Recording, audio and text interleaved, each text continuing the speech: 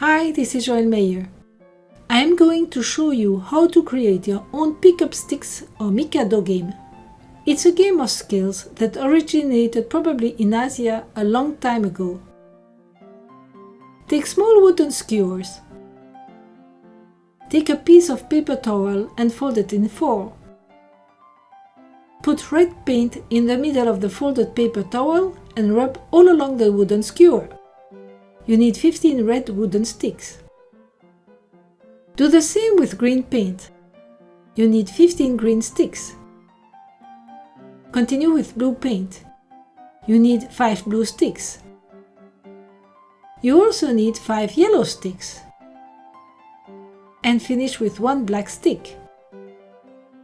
When the paint is dry, put a coat of acrylic varnish on each stick for a beautiful finish. When you've painted all the sticks, it's time to play. Drop the sticks on a flat surface.